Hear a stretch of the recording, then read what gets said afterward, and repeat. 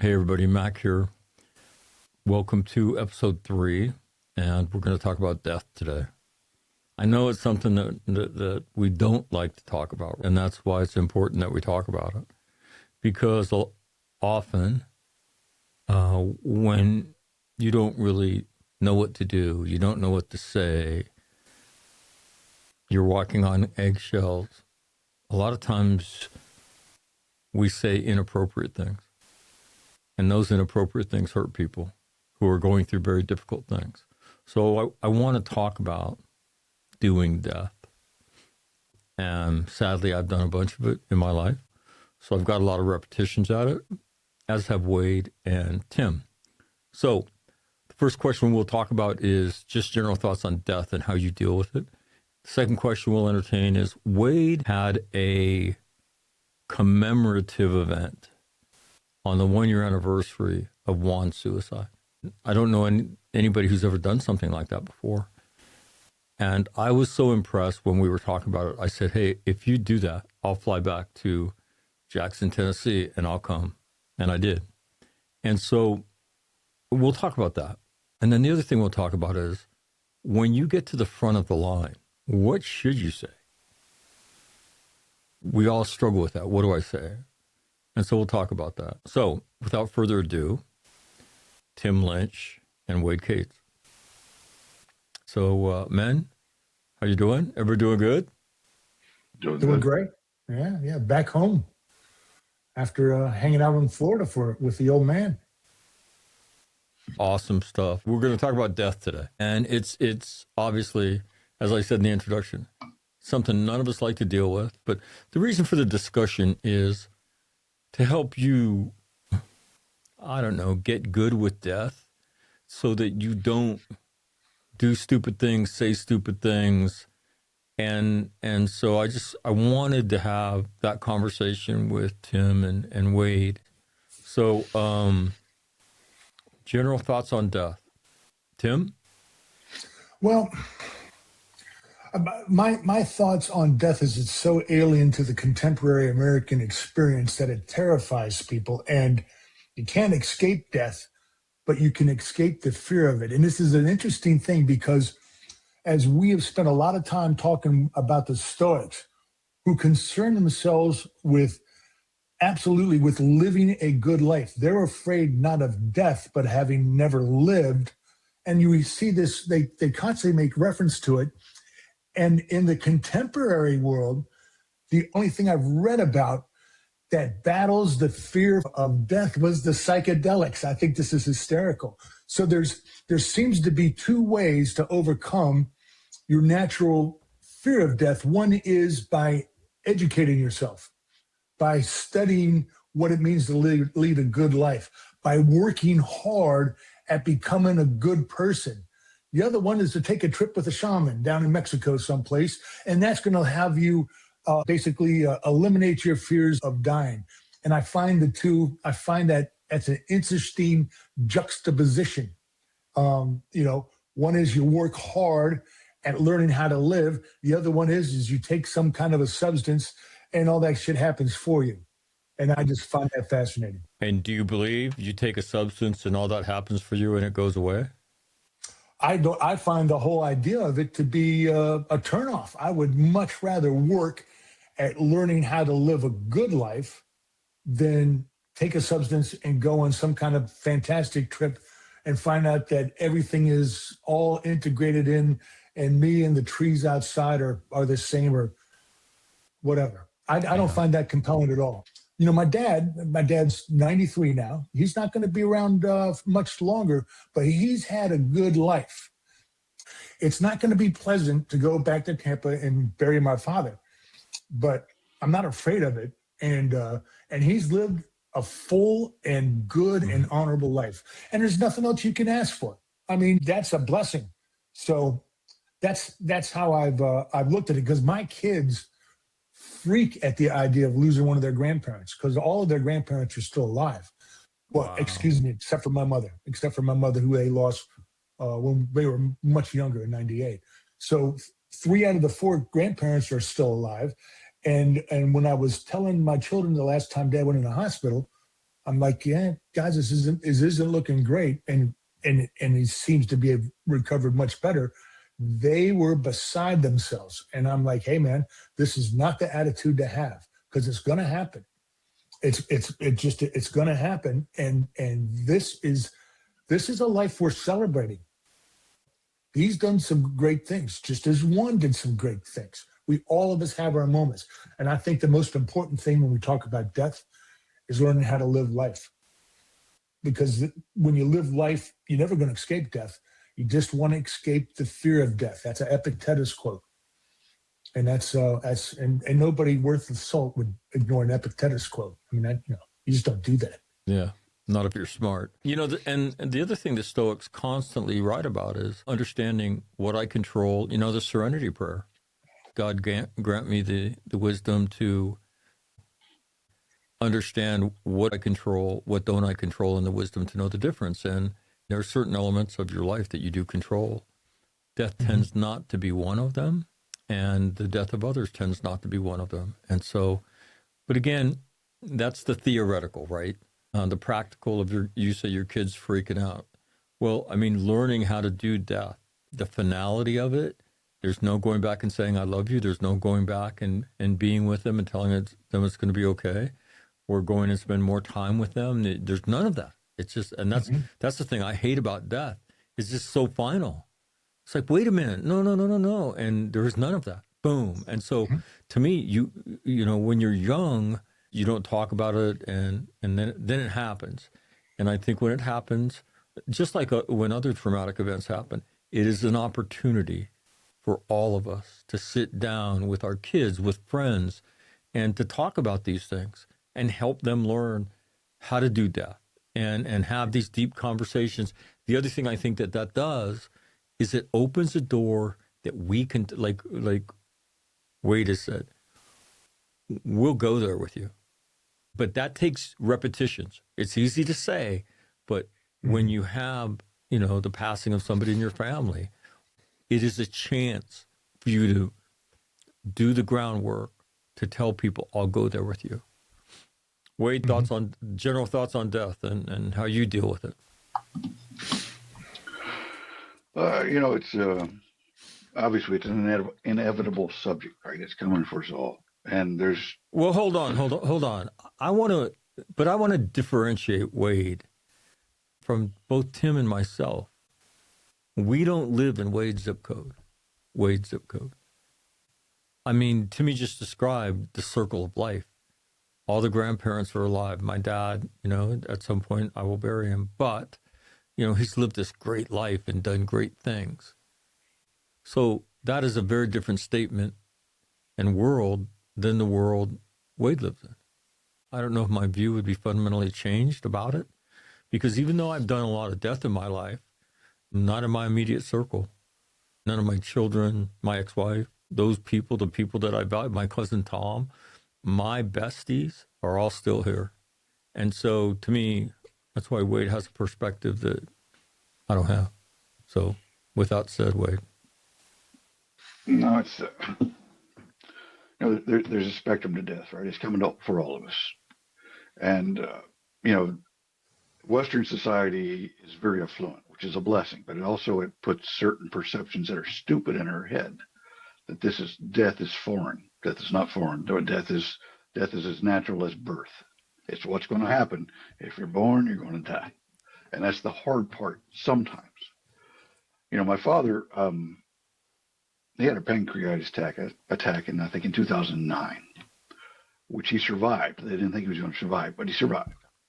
But it started this countdown clock of an autoimmune disease that eventually killed him about 9 years after the pancreatitis. So it was a slow countdown. And the last time I spoke to him, he went into the hospital. He was fully coherent. His body was shutting down. His respiratory was fine. But his immune system was shutting off, literally. And he went to the hospital. They put him in the hospital. We all went up there, me, Rosario, Esperanza, and Juan. And we spent a couple hours with him. And I remember hugging him that night, say, hey, it's going to be all right. He didn't sleep that night. And when the doctor came in, the doctor said, I think we're going to intubate you. And Dad was a hardworking blue collar preacher, farmer, grew up as a farmer, never went to the doctor. But when the doctor says, I think we're going to intubate you, he said, go ahead, please. That night was the last night I spoke consciously with my father. For the next, approximately 30 days, he was in a coma as the clock just ran out.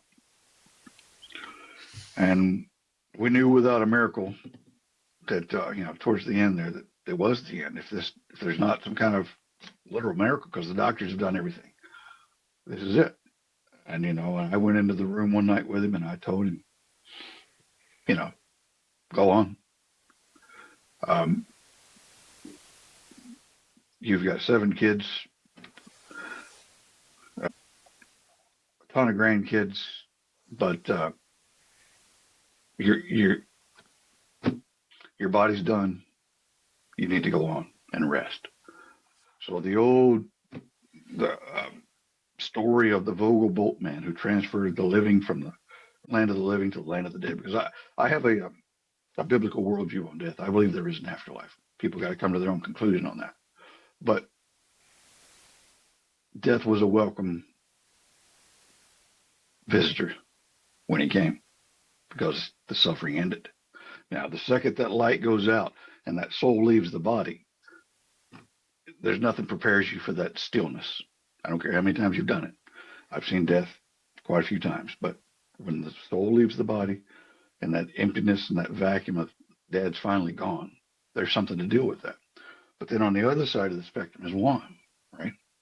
Vibrant, full of life, tons of things to still accomplish. And death comes.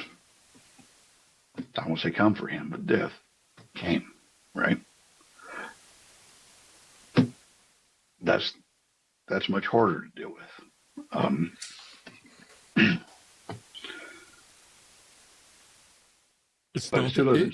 It's not the circle of life.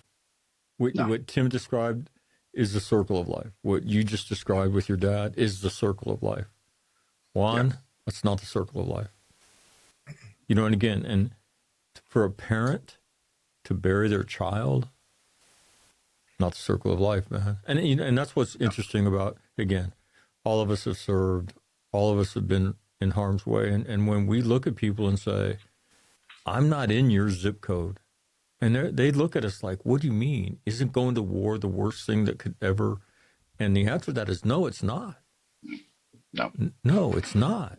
And people are stunned by that. But it's important for them to know that. And I think we all have a tendency to diminish our own traumatic experience, to be able to say, that's why I don't have to deal with mine, because, Wade's is worse than mine, so I'm okay. Well, no. Wade's might be worse than yours, but you're not okay, right? But we have this tendency to do this, and in order to do, I don't know, either not deal with it or maybe dismiss our own or write our own off. So what I don't want people to do is dismiss what you've been through because somebody's is worse than yours. It's all in the red zone. And just because somebody's is worse doesn't mean yours isn't bad and doesn't merit you to deal with it in a very serious way. But like I said, Juan, not the circle of life, man. Yeah. And I had a friend that called me, reached out to me immediately after Juan, and he said, we need to talk. And they lost their infant son. I believe he's around 6 months. I don't want to be wrong on the details, but they had this beautiful bouncing baby boy, all just joyful. They tuck him into bed one night, all happy, and he goes to sleep, and they wake up the next morning and he's dead. And he called me and talked to me. He said, it'd been a few years since they lost him. He just talked about the emotions. How this is not a one and done. How, as a family, you're going to have to work on this, and it's never going to go away. And he was teaching this stuff without knowing it, but he was teaching it from the experience. He said, you need to hear this now. And, that was one of the few people that reached out to me very early on that really, it helped me to realize, affirmed what I was already thinking, because, that this ain't going away. Well, that's the whole idea, that it's not fair And it's one of the things that you hear, when somebody dies. It's so unfair. He or she was so young, or they had so much ahead of them, you know. But again, that's the whole coming to grips with the reality of what it is to be a human being. There's randomness on the planet, and when you think about some of the ways, I remember reading a story, and it happened in Los Angeles. Guy just driving down the interstate. A wheel comes off of a car going the other way, bounces, comes over the center divider, hits him in the windshield, and kills him. Like, what is the probability that you're going to be occupying that space of ground, given the traffic lights you went through, given you stopped at 7-Eleven to top off your coffee, and all the things that you're going to occupy that given spot? And so you see this stuff, and it's just, life's not fair. How do you respond to life's not fair, Tim? That's a difficult one because fairness seems to be something that is baked into our culture. And the only way that I know to deal with it, and I try to explain this to my kids even when they were younger, is that nobody's guaranteed fairness. Nature is not fair. Life is not fair.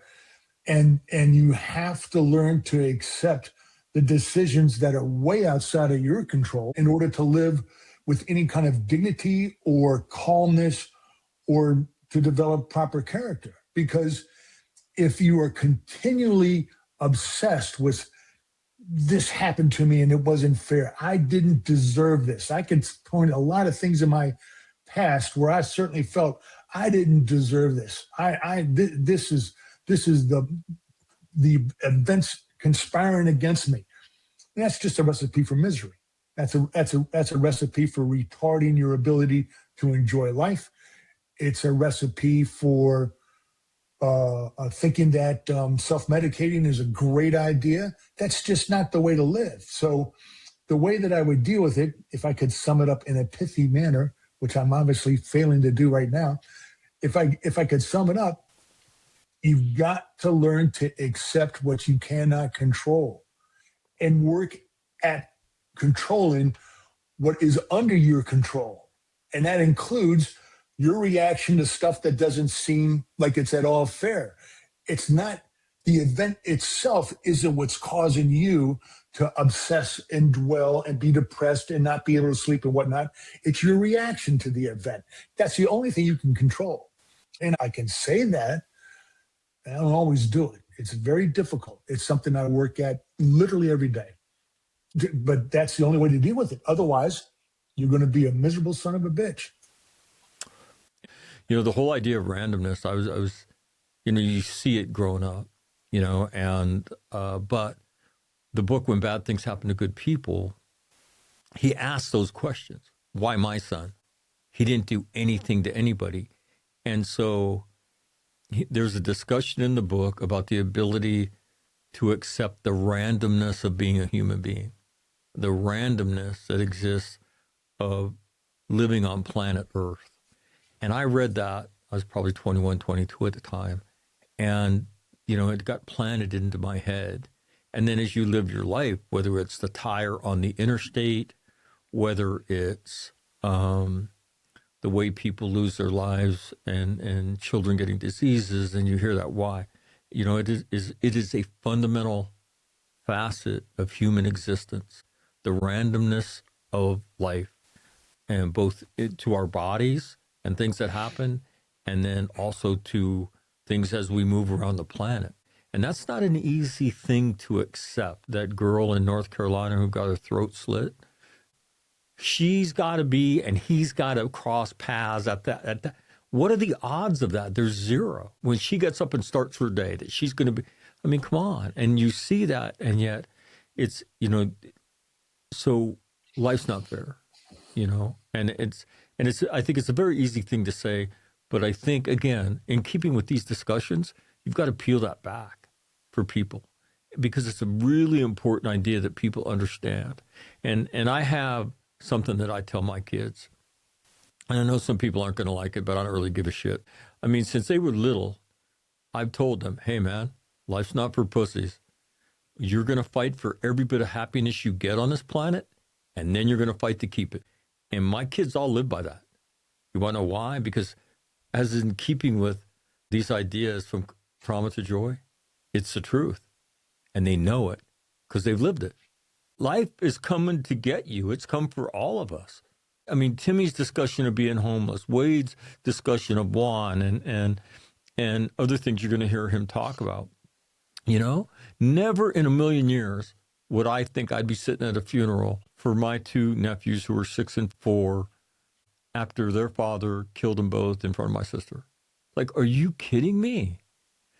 And what do you do with that? How do you, and again, my dad was involved in Major League Baseball.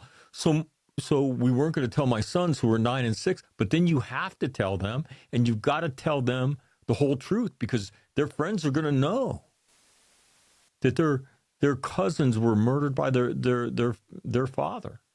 And I think that, again, these events are opportunities to sit down and open doors, because if you want your kids to come to you when life gets hard, you have to lay that foundation. You have to create that infrastructure so that when they think like, I know who I'm going to go talk to, you know, and life isn't fair, but it's an easy thing to say when you sit down and you talk to somebody and you help them understand that, you know, as humans, you know, our bodies, I mean, they're subject to the laws of the universe.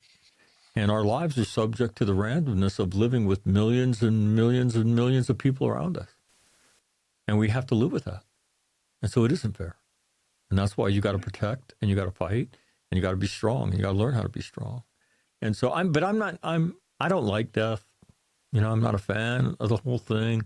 And I remember my kids asked me once, like, Dad, how do you deal with it? I said, I just pretend they're not dead. And they looked at me and they said, what? And again, I have not been touched like Wade had been. I do not walk by a doorway of an empty room and have to deal with that. You know, the death around me has been around me. And I said, no, I mean, like my mom's contact, when I type in KATH in my contacts, my mom's contact information comes up on my phone because I won't take that out of there. I mean, she's my mom. I can't. You know, so I just, and they started laughing. They're like, that's kind of dumb. I'm like, I don't care. You ask me how I do it. I don't like to dwell on it. But what I do try to do is I try to take something from that person's life and I try to make it a part of my life. The way and that way they're never dead. I mean, my mom, the voice in my head is my mother, man. When I'm doing stuff, I can hear her. I can hear Kathleen talking to me. And I am the person I am because of my mom. And so, you know, you try to do things that honor those people. And in that way, they never die. In that way, if they were, for instance, if they were fond of Special Olympics and volunteering, go make that a part of your life. And every time you do that, you're the ghost of whoever you're modeling that after, they're going to come into your head. And so they never die. And that's all you can do, because the finality, if all you have is the grief, that's hard. And all you're doing is hanging in there with grief. You have to find a way. And as Timmy mentioned, and I really learned this in my experiences in Iraq and Afghanistan, you really had to find a way to genuinely celebrate that person's life. And for us there, we were there doing what we decided we should do with our lives. We were dedicated to the nation. We wanted to be there, right? And if you'd asked, you know, virtually everybody, something bad's going to happen today, do you still want to go? The answer would be, hell yes, I want to go. And so to celebrate that life, that they were doing what they loved to do with people they'd love to do it with, and that was not a natural thing to do, because naturally the grief is overwhelming. But you've got to be able to go up there and talk about how lucky you were to have that person in your life, how much of an impact they made on your life, and how you will always cherish those memories and how those are life-changing events for you. So again, I think you have to learn to do that.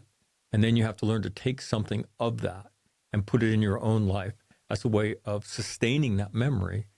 Because Wade said this the other day. He said, until they stop saying that person's name, that person's not gone. But once they stop speaking their name. And so that's how I deal with it. That's how I deal with it. Wade, talk about what you were wrestling with when you came up with the idea of the 1-year commemoration of Juan's death. Well, I knew it was going to be, obviously, it's going to be a hard day, the 1 year. It's when it's the freshest. And I thought, it's been 4 years, been through 4 of these. The thought is that it'll get easier. It gets different, but it doesn't really get easier. But going into the 1 year's coming up, and I knew the entire family was going to be going through this. I have 6 brothers and sisters, sister-in-laws, brother-in-laws, nieces and nephews out the wazoo, and I knew this was going to be a focus for a lot of people. And his circle of influence was very big. I mean, there was close to 500 people at his funeral. So Juan's circle of influence was pretty large. My sister and brother-in-law have a small barn, not like a cattle barn, but like a function place. I don't know how to say it. A gathering place, right? So I talked to them and we set it up, and we just decided we're going to have a day of remembrance for Juan. We're going to have food, we're going to have drinks, we're going to have cake, cupcakes, we're going to have a bonfire, we're going to shoot off the fireworks, and we're going to put up pictures of Juan, and we just want everybody to come and remember Juan, because it's going to be on your mind anyway. So let's turn this into a celebration. So you take the good with the bad, and we put it together. Matt came out, and another friend of ours came with him. And it was just, for me, a beautiful event. And the plan, which I have not fully been able to do yet, because 5th of May is Cinco de Mayo. It's already a party day in the United States. So the idea in my head is to somehow turn this into a suicide prevention, suicide awareness, trauma survival event in town, either some kind of music food fest or something. I want to normalize these discussions and bring it to the town square, literally to the town square, because that's where it'll be, right off the town square, and to do these things. But that's where. But you were talking about memorials and things you do. In this room, there's obviously several things that memorialize Juan. And on the shelf over there, I have a thing I bought years ago, and I don't know why I bought it, other than it just caught my attention. It's like a wooden platter with a dome lid. And I had it in the closet for years. And when we lost Juan, I knew what to do with it. I have a black and white picture of probably a 4-year-old Juan. I have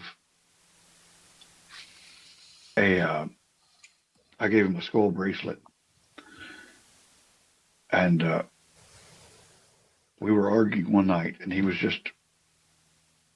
a teenage argument, and he took it off, and he swung his arm around. He didn't mean to, but it shattered and broke, and all the pieces came off.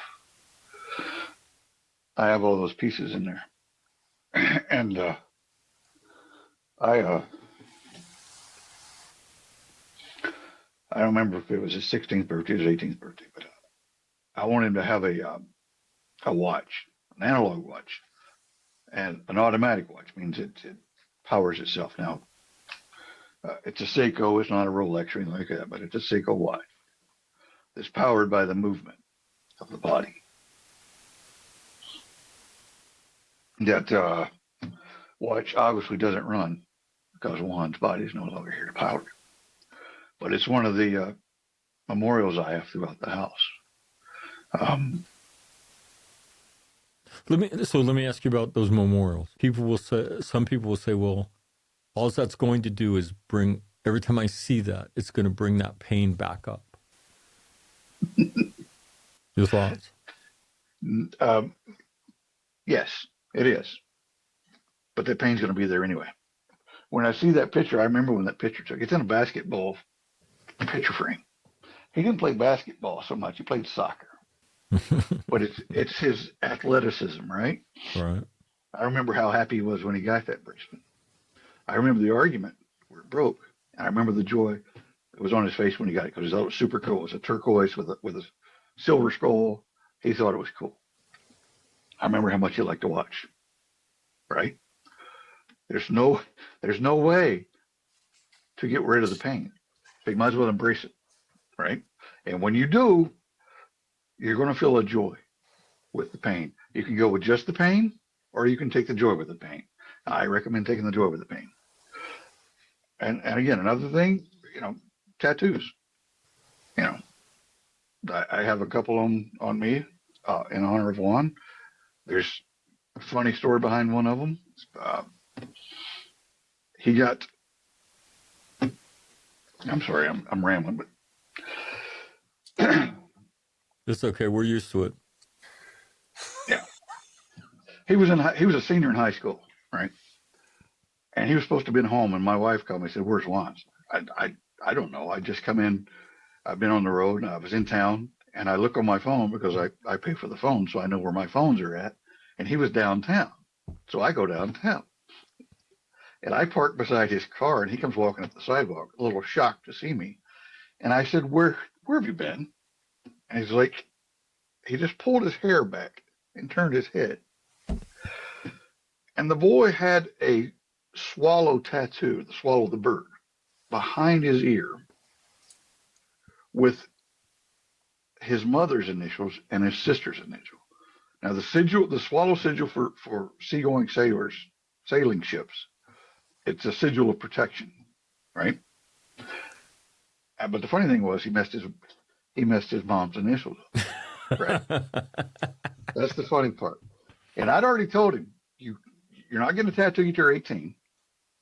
I had that tattoo recreated exactly with the errors on my chest, right?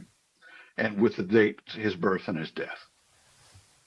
When he spent several years training in judo and Brazilian jiu-jitsu,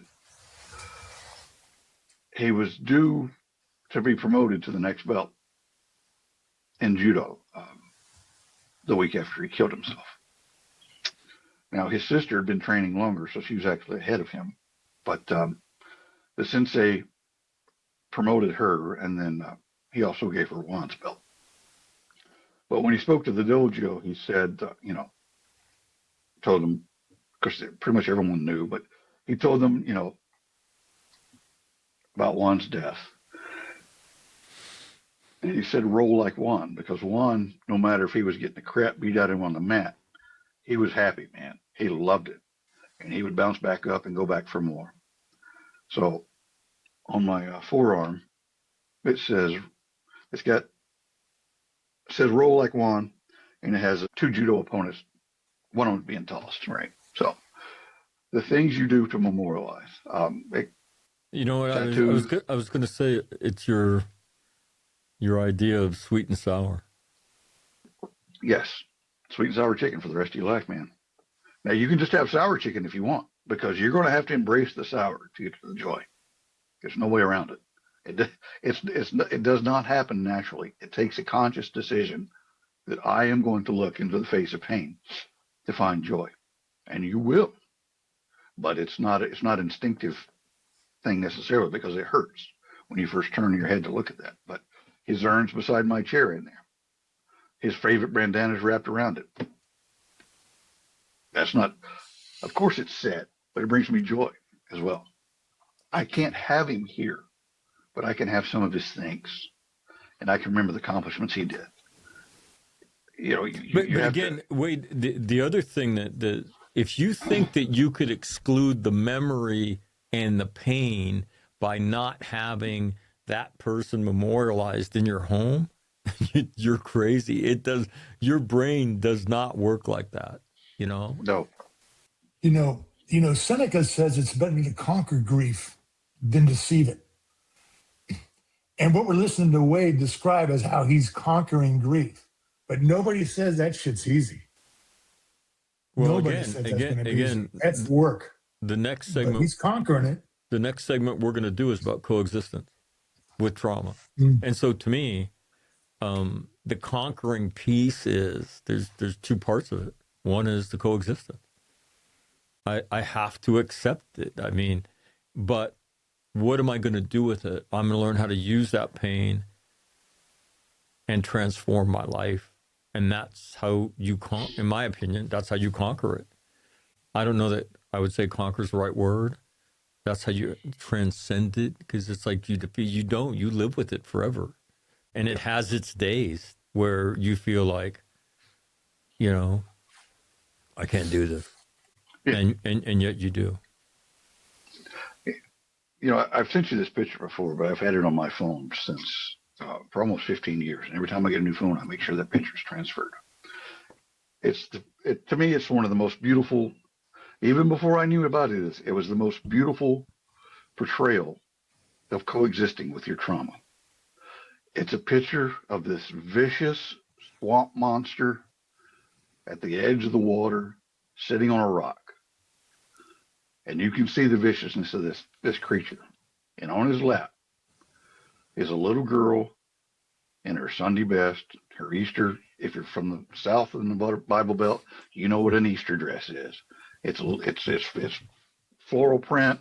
She's got her shiny black shoes on. She's sitting on his knee, and she's reading him a book. He's just as vicious. He's not going away. But she knows, hey, he's mine. So I'm going to read him a book. And I love that picture. Again, that's all under the idea of life's not fair. And it's not fair. Okay, but again, I think if the best you can do is to understand that, and then you have to accept it because there's no choice. And then you have to be able to have conversations that spread that wisdom and help other people. And that's as good as it gets. That's as good as it gets. I want to talk about when you get to the front of the line, what you should say. And if you've heard the previous episodes, you've heard us rail on time heals all wounds. There's a purpose in this. God doesn't give you more than you can handle. And all the other things. I'm sure I'm leaving some out. But my first real experience with that was the day of my nephew's funeral. And I don't know, there was probably between 2,000 and 3,000 people at the funeral. My family we grew up in Sacramento. My dad and his brothers and sisters were all over that city and had been there forever. And a lot of people came. My sister, after the funeral itself, wanted to greet people coming out as they came out the front of the church. And I can't remember if my mother or my father came up to me and said, Michael, stand behind your sister in case she faints.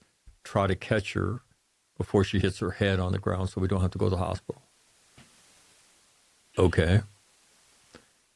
And so I'm standing behind my sister as people come out and say all that shit to her. Now, she had just witnessed her two sons being murdered by her husband, and then her husband killed himself in front of her.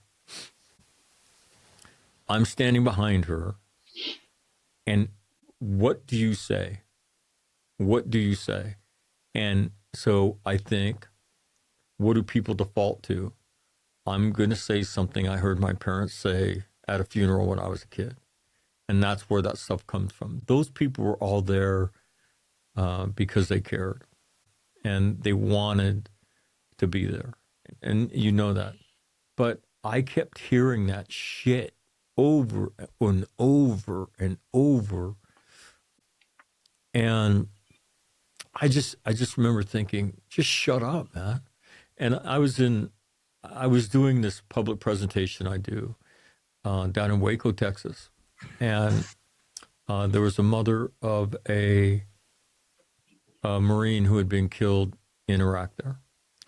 And at the end of it, I'm standing on the side of this thing talking. And the place was owned by our ambassador to Sweden during the Bush administration. So this was like a legit like farm, and it was an open-sided outdoor facility. So there was a roof to it because in Texas it storms, but you could still have a party, right? And so I'm off to the side talking to people, and then out of the corner of my eye, I see a woman, and this is the woman who's a Gold Star mother. She's dusting the picture of her son that's on a table. And I just start watching her. And then she's dusting and she's arranging the flowers on the table.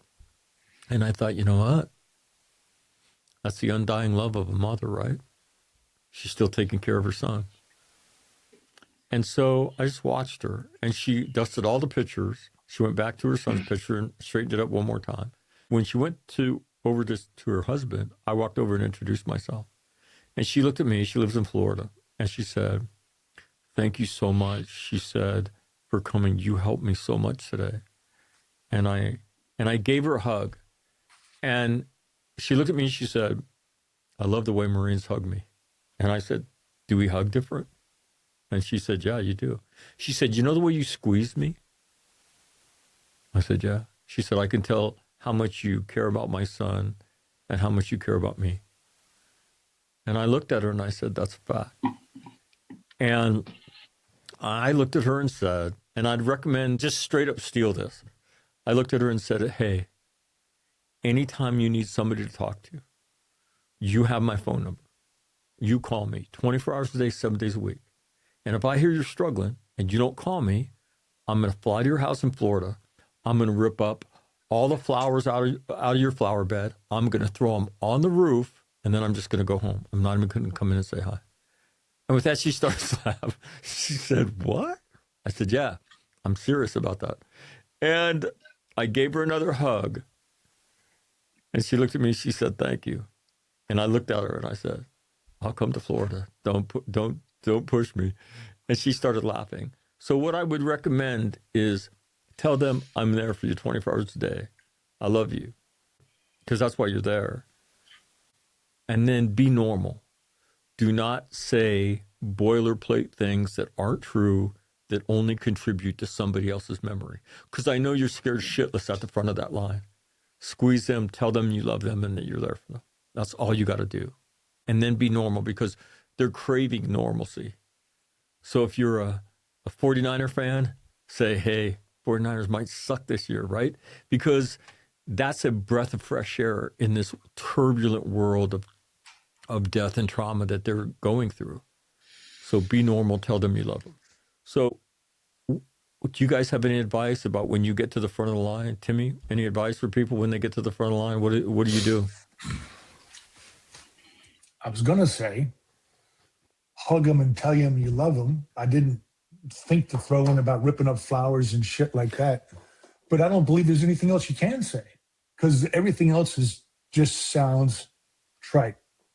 And that's not what anybody needs at the front of the line. But no, I think your advice and your story is absolutely the only real option for you. And having known you for as long as I do, and understanding that you hated hugging people before you started all this. I mean, you were like the not hugging guy. Don't fucking hug me. I remember you saying that. No, and the trick is occasion was. Extend your hand, lock your elbow, and when they kind of try to roll into the bro hug, you're like, "Yo, dude, what are you doing?" And Yeah. I remember that. So listen to you talk about hugging people like that. To me, is almost creepy. You know it has to be serious if I'm busted into a hug. Go straight to the armbar. Yeah, exactly. I mean, it was his signature move. So it's very strange. Hey, how you doing?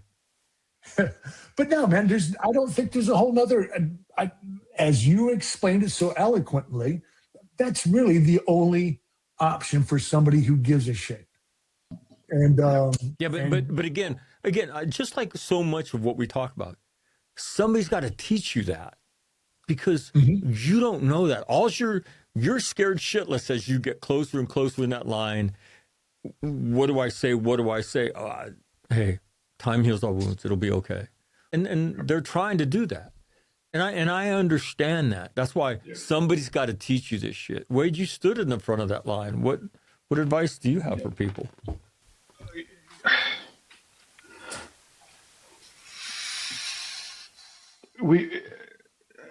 I don't know if it's a human thing or a Western thing, but we tend to think that everything needs to come with an explanation, right? But sometimes, especially in moments of grief like that, don't try to explain anything. Mm. Just, if you can't think of anything to say, your face will say it. Just hug them. I'm telling you, there's more non-verbal communication that passed at the front of that auditorium than I mean, it's just, but I'd say, I'm sorry, and my heart is with you, and people know what that means, right? Don't try to soften their grief. Don't try to soften the moment. You can't. Right. Just accept and let everyone feel what's going on. We did things differently. We did not have a pre-funeral visitation. Neither me nor my wife we couldn't have handled the emotional toll of that, right? Standing there for 4 or 5 hours greeting people. So what we did, we had the service. And then at the end of the service, we went to the front of the auditorium. And all those 500 people, they had about 30 minutes. So, and that may sound rude, but what it forced was condensed contact, sincere contact, and it didn't last forever. But there was some moments I was laughing my head off, moments I couldn't speak because I was crying too hard. All of that happened in that short space of time, right? Mm. So let the moment be what the moment is. If you laugh, if you've got something funny, if you've got a funny memory you can share quick, tell it. But when you get to the front of the line, sincerity and brevity. Don't try to explain anything. Just let them feel exactly what they're feeling. But in terms of death, it's not an easy thing to do. I think that when you say true things, it opens up a door for a conversation that you can have. And that is creating intimacy with your kids and your friends. And you need to do that. And if you, again, always default to tell the truth, life, it does get hard. Okay? And if we don't put the picture up, or if we take the picture down, it's not going to make the pain go away. And so you need to accept that, and you need to find a way to remember people in your life. And I think if you do that, you're doing about as good as you can do.